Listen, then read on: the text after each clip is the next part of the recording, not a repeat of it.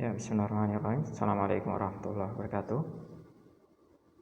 Ya, baik teman-teman. Di kesempatan pertemuan ini kita akan lanjutkan pembahasan kita mengenai sistem respirasi. Di pertemuan sebelumnya kita sudah belajar saluran pernafasan, ya, organ-organ yang berperan dalam saluran pernafasan, mulai dari hidung, saluran hidung sampai dengan alveolus. Kemudian kita juga udah bahas pembagian respirasi eksternal dan respirasi internal, ya, di mana respirasi eksternal melibatkan pertukaran gas antara paru-paru, ya, alveolus paru-paru dengan kapiler darah. Sementara respirasi internal melibatkan pertukaran gas antara kapiler darah dengan jaringan. Kemudian kita juga udah membahas mekanisme pernafasan, ya, pernapasan dada dan perut, di mana pernapasan dada itu melibatkan otot antar tulang rusuk, sementara pernapasan dada melibatkan otot diafragma dan otot perut. Nah, di kesempatan ini kita akan lanjutkan materinya kaitan volume udara yang ada di dalam paru-paru manusia. Ya. Di sini ada beberapa istilah, ya, untuk volume udara paru-paru, ya. Di antaranya ada istilah volume tidal. Ya, ada istilahnya volume tidal. Ini volume tidal, ya.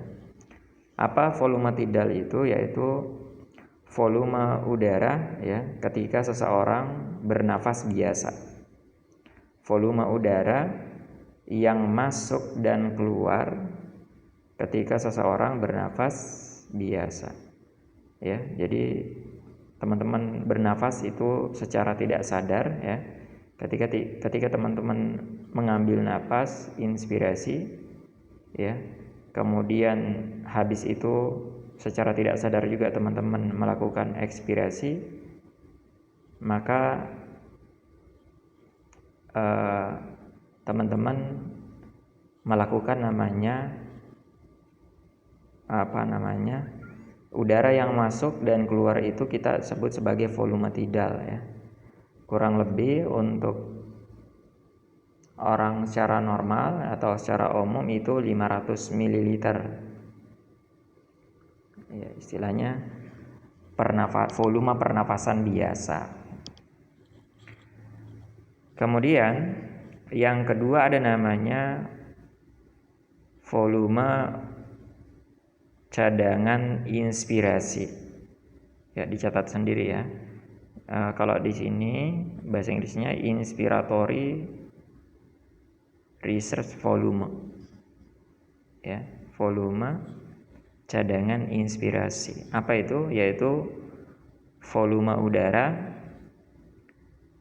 yang teman-teman keluarkan secara maksimal, ya. Yang teman-teman inspirasi, yang teman-teman hirup secara maksimal setelah teman-teman bernafas secara biasa, gitu. Saya ulangi, nanti dicatat sendiri, mungkin bisa dilihat definisinya di buku, ya. Saya cuman jelaskan aja mudahnya gimana memahaminya. Jadi volume cadangan inspirasi artinya jumlah udara yang bisa diinspirasi atau dihirup setelah bernafas biasa atau setelah volume tidal. Maka teman-teman bayangin, ya, teman-teman mengambil nafas inspirasi volume tidal, ya. Teman-teman mengambil volume tidal sebanyak 500 gitu. Habis itu teman-teman kemudian secara sadar ngambil udara sebanyak-banyaknya yang teman-teman bisa. Jadi setelah volume tidal teman-teman ambil nafas sampai teman-teman nggak mampu lagi untuk mengambil nafas, gitu. Maka itulah kurang lebih volume cadangan inspirasi, ya. Kalau di slide ini kurang lebih 3000 ml, ya. Ini pakai slide-nya asalnya dari buku luar ya. Kalau di buku-buku bahasa Indonesia itu dia kurang lebih 1.500. Jadi teman-teman ganti nanti di catatannya. Yang volume tidal 500, yang volume cadangan inspirasi itu 1.500. Ya. Jadi yang ini 1.500 ya. Kemudian yang kedua, setelah volume udah cadangan inspirasi, ini inspirasi, ini tidal ya. Yang ketiga adalah volume cadangan ekspirasi. Kurang lebih konsepnya sama dengan yang inspirasi. Intinya adalah yang ekspirasi, volume cadangan ekspirasi adalah jumlah udara yang bisa dikeluarkan. Ini kan ekspirasi ya. Jumlah udara yang bisa dikeluarkan secara maksimal setelah teman-teman melakukan melakukan pernapasan biasa. Setelah teman-teman mengeluarkan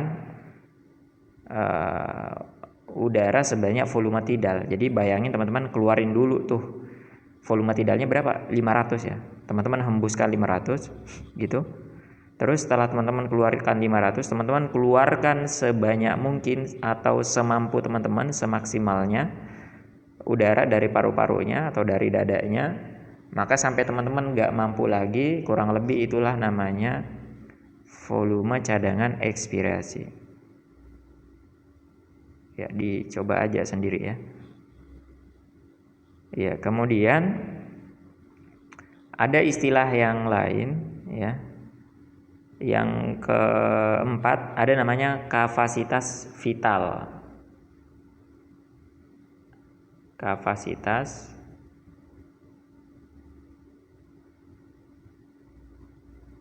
vital gitu ya. K itu kapasitas vital. Apa itu kapasitas vital? Yaitu gabungan dari 3 yang kita udah bahas tadi ya. Jadi tinggal ditambahkan volume tidal ditambah volume cadangan inspirasi dan ditambah volume cadangan ekspirasi. Ya, yang volume cadangan ekspirasi teman-teman ini revisi ya. Ini kalau di slide ini 1.100 ya. Kalau di buku-buku kita itu kurang lebih 1.500. Jadi jumlahnya sama persis dengan yang inspirasi. Maka volume tidal ditambah dengan volume cadangan inspirasi dan volume cadangan ekspirasi ya itu kurang lebih 1.500 tambah 1.500 tambah 500 itu kurang lebih 3.500. Jadi yang kapasitas vital ini jumlahnya 3.500 ya.